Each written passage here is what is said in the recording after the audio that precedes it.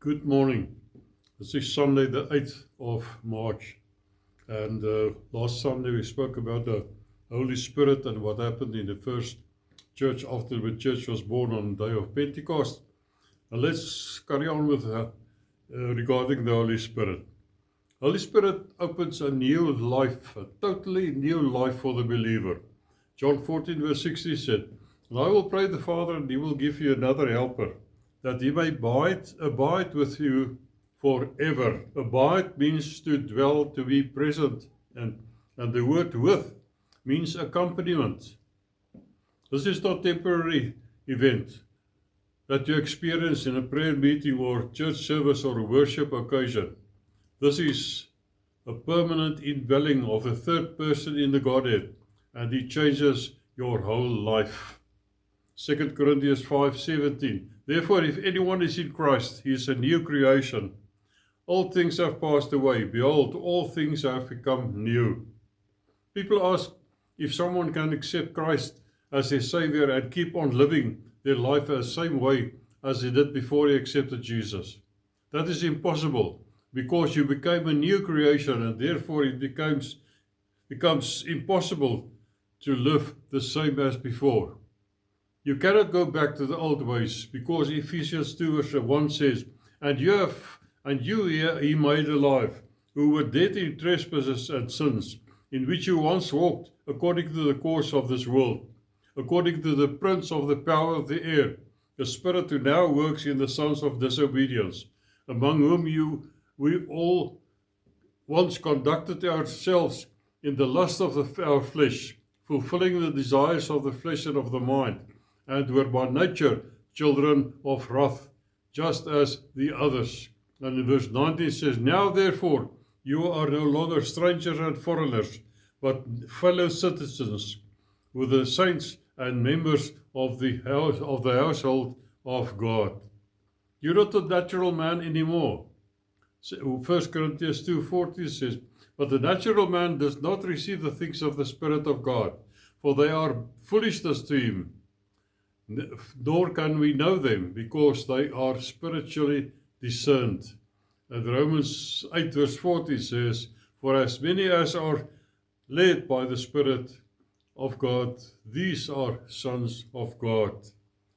Spirit, for as many as led, the word led means to be governed or be induced by the Spirit of God. Being led means following, not just believing. We must learn to live a life in step with the Holy Spirit every day of our life. John 15:4 says, Abide in me and I in you, as a branch cannot bear fruit of itself unless it abides in the vine. Neither can you unless you abide in me. I am the vine, you are the branches. He who abides in me and I in him bears much fruit, for without me you can do nothing. If you are led by the Spirit, you will bear fruit of the Spirit. Galatians 5:22. But the fruit of the Spirit is love, joy, peace, long-suffering, kindness, goodness, faithfulness, gentleness, and self-control. Just another comment in between.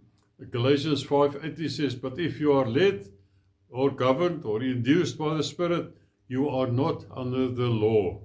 That's very important. No longer under the law, but under grace. The law is in your head. Grace is in your heart. Ezekiel 36:26. I'll give you a new heart and to put a new spirit within you. I will take the heart of stone out of your flesh and give you a heart of flesh. I will put my spirit within you and cause you to walk in my statutes, and you will keep my judgments and do them. Totally changed. Galatians 5:25. If we live in the Spirit, let us also walk or keep in step within the Spirit. Holy Spirit guides us. Isaiah 30 verse 21. Your ears shall hear a word behind you, saying, This is the way, walk in it. Whenever you turn to the right hand, or whenever you turn to the left. And John 10:27 says, My sheep hear, but they understand my voice, and I know them, and they follow me. We must not hear his voice only, we must obey his voice. Acts 5:32. And we are his witnesses to these things.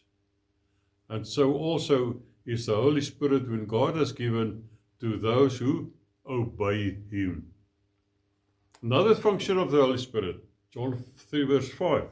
Jesus answered, most assuredly I say to you, unless one is born again, is born of water and the Spirit, he cannot enter the kingdom of God. That which is born of the flesh is flesh, and that which is born of the Spirit is spirit. Believers' footsteps are ordered by the Holy Spirit, and he leads you to places where he needs you. John 3 verse 8. The wind blows where it wishes, and you hear the sound of it, but cannot tell where it comes from and where it goes. So is everyone who is born of the Spirit, led by the Spirit, in other words. Are you willing to play according to his rules? One third part of you is completely holy because you are sealed off from the influences from the world of darkness by the Holy Spirit.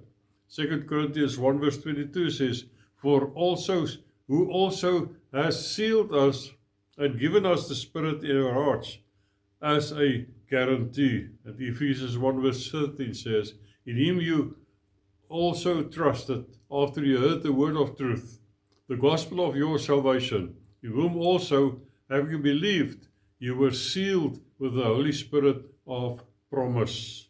Holy Spirit works together in the preaching of the gospel, in that he substantiates it with a demonstration of signs and wonders.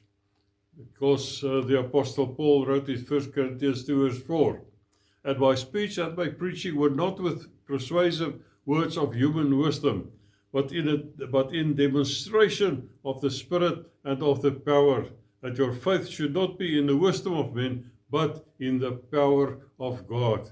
Demonstration of the Spirit and power, demonstration of the manifestation. What did the apostle means with this? Romans 15 verse 19. In mighty signs and wonders, by the power of the Spirit of God, so that from Jerusalem and round about to Illyricum I have fully preached the gospel of Christ. That is in the signs, mighty signs and wonders that is wrought by the Spirit of God. Signs and wonders were evident in the early church.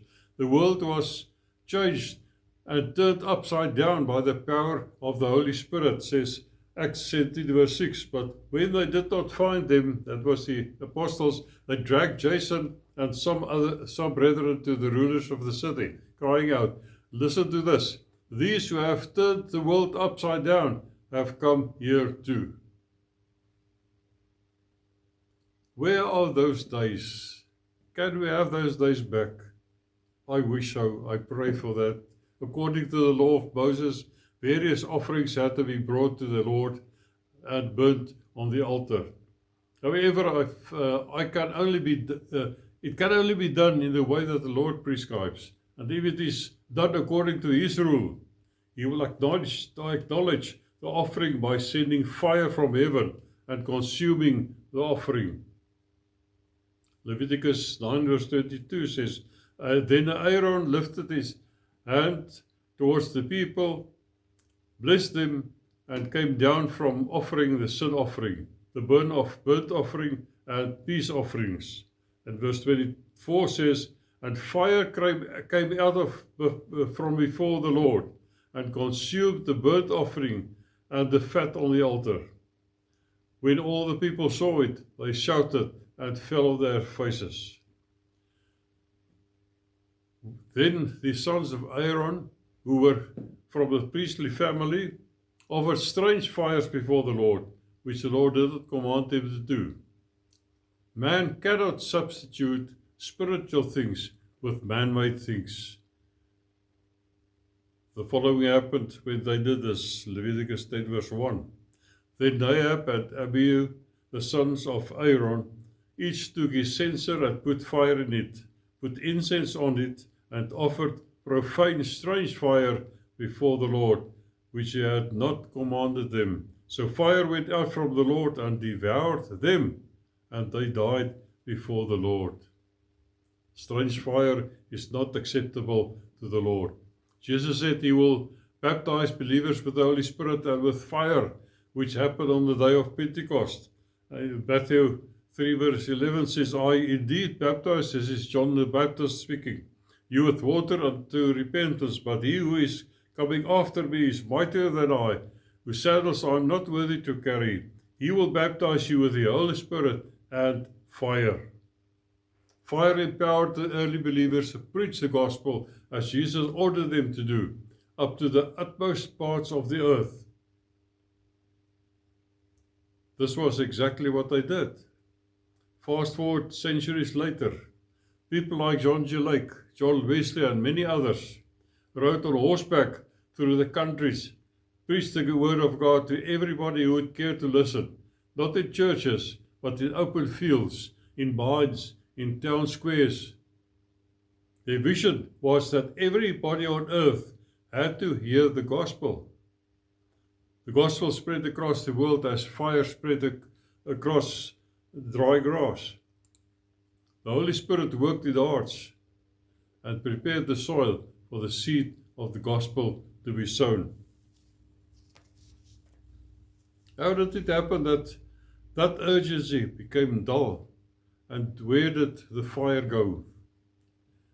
The early 19th century emotional pressure techniques were designed to produce immediate decisions, and the results were sometimes spectacular, but sometimes very hollow. Converts made decisions under pressure, and after time it evaporated like the seed that fell among the thorns.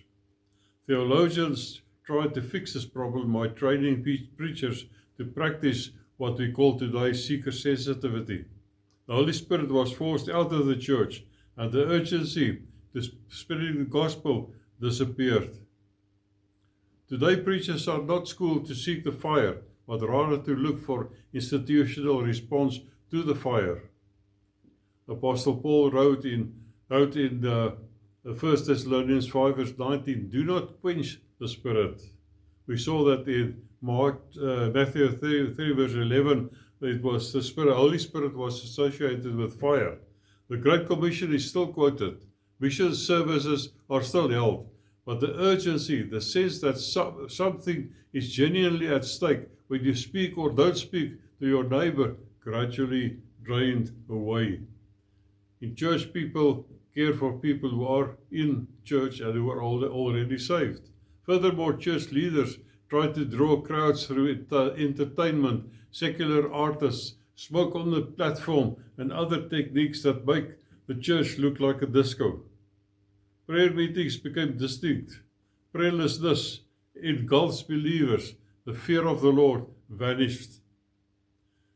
How do we reconcile the theology with a God who loved the sinner of this world so much, to such an extent, that he gave his only begotten Son to save everybody in this world? Can one ever define love like that? A God who wept over Jerusalem and said in Matthew 11 verse 28, come to me, all you labor and are heavy laden, and I will give you rest. That invitation still stands.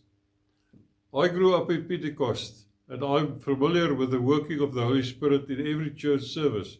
The consuming fire of God came down, burnt out chaff from people's lives, and there were no strange fires present.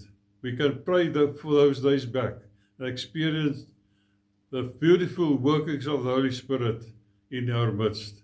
Can we do that? Shall we do that? Can't we go back to the newborn church in the book of Acts and start all over again? I conclude with this. I pray, God, that I will experience this again before He takes me home. Let us pray together for those days to be back and for us to experience a wonderful working of the blessed Holy Spirit. May God bless you. Amen.